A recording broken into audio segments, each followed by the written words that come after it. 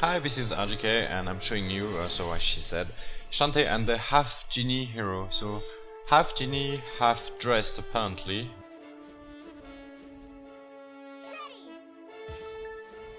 Shantae is a series of action platform games that have been going on since 2002 on the Game Boy Color. And usually it were games in pixel art. And this one, the background is in 3D, but the character, the enemies and everything are in 2D, so 2.5D let's say. High definition and also it's the first time for this entry in the series. And I think it's related to the fact that WayForward developed DuckTales Remastered and they probably used the same engine to do this one after a successful Kickstarter. These days we are seeing the release of quite a lot of good games that have been funded on Kickstarter. Alright, so what we have here is a game where you have a hub, which I just left, and about 6 levels, which is not much actually. A bit of a letdown there. And what happens is that there are not so many levels, but you'll have to come back to them, and sometimes they are a bit different. Like the first time there are different enemies from the next time and so on. That doesn't happen all that much. It's especially the case for the early levels. So the game is very pretty. Oh yeah, and the music is really good. I think you heard it when I was in the hub area. I go back there in the end. So you have this whipping hair, just like Belmont's whip in Castlevania. And you have different powers to transform as well, like the bat, you have the monkey, the mouse. Maybe not the most useful right here. So let's go for the crab. So the first time you go in this level you don't have the crab yet, so you cannot go underwater, but then you get the crab, so you can access a few things there, but you cannot go here. And you have to wait for later in the game to finally have the mermaid power, the siren. So let's go up again. And now I can transform in a siren and access this area. So a lot of the game is based on this sort of backtracking, where the first time you come you cannot access every area, but you have to find the secret powers and then you can get access to a new area and get a new power and so on.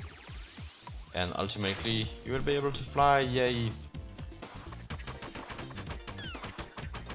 The fights are not so difficult because there is a lot of health. But I've already finished the game 100%, so that's why my health bar is so huge. So you can see kind of these weird shapes in the middle of the blocks here. It's not actually just to look good, it's also because at some point you can transform into a mouse and you can enter these things, and there is a whole level within a level in this level, and it's absolutely brilliant. I really like this. But still a bit too much backtracking, because usually backtracking is good in games when you want to go back, I mean, and like 100% everything, find all the secrets and so on. But here in this game it's kind of mandatory to go back and find secrets in previous levels. So it's a bit too much, like only 6 levels and too much backtracking.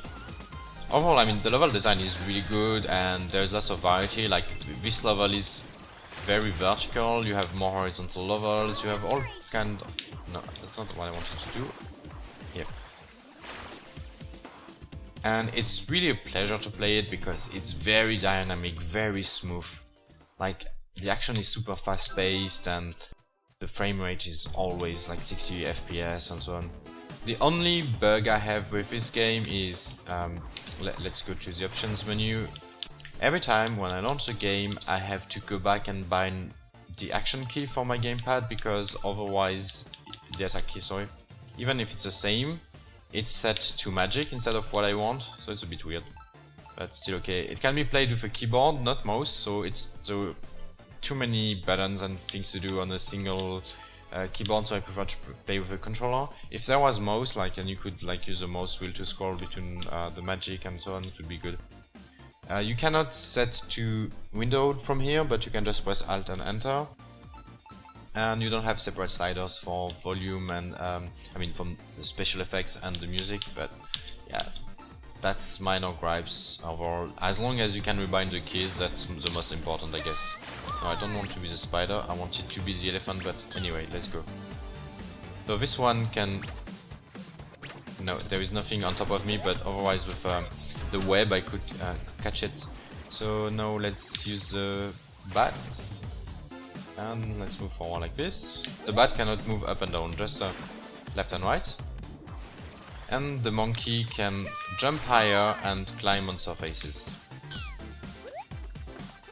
And I'm showing you, I mean, this level is way more interesting the first time you come through it, because you would know, you would see what's on these hooks, and it's quite funny. I love this. I'm not gonna spoil it for you. Let's fly. Very vertical level. And only when you fly can you access certain areas, like at the very top of this cave. So yeah, a lot of backtracking involved, which can be a problem because it's just, you know, it kills the pacing in a way. Instead of having all these dynamic, fast-paced levels, then you suddenly have like having to stop and come back and explore, which is good in a way, you know. I always do that for achievements. I'm gonna fast travel now because yes, you can, that's good. So, but here the fact that it's too much part of the main game to have to backtrack. But overall, what a game! It's really fun, and it plays really well. The difficulty is very fair. It's not too difficult. Some more tough platforming sections, but it's alright. It's not something you'll scream or throw your controller on the wall. But the action part becomes a bit too easy once you have like lots of health, and then let's not even talk about this kind of powers that are super strong. Like, look at this, super strong. So it becomes a bit too easy on the action part, and like the last boss fight, I didn't even care about defending or avoiding their attacks because I had so much health anyway. And there is also a dance to get health back here. Yeah, so it gets a bit too easy on that part, so yeah. But overall, the platforming is a bit more difficult than the action, but it's still fair. If you have kids, I'm sure they would love this game, because to me it kind of reminding me of the feeling of a new universe, a new adventure when I was playing Rayman, because of all the, I mean, the very nice graphics, very dynamic character and all. So it kind of reminds me a bit of Rayman, which is good because I love Rayman. So what else can I say? Yeah, it's a sexy, smooth and captivating platformer. I easily recommend it if you're not infuriated by backtracking. That's like the only gripe with the game, because overall the rest is really good. And every level has a different feel. You have different enemies and boss fights, so it's not like there is a big compelling story that justifies all your action here. The different levels are more separated. It's for the best, because then it means that every single thing can stand apart and be memorable, instead of having, like, you know, things that kind of merge into each other because it's always the same. No, I don't want total restoration. Yeah, very good level design overall. Very appreciable. And the music and the action. Very solid entry in the Shantae series, probably one of the best in that series. But you know, it's a matter of taste, because a lot of people prefer the Pirate's Curse, which is good, very good, and of course, Risky's Revenge. It was a Metroidvania, and you know, there is a lot of love for Metroidvanias.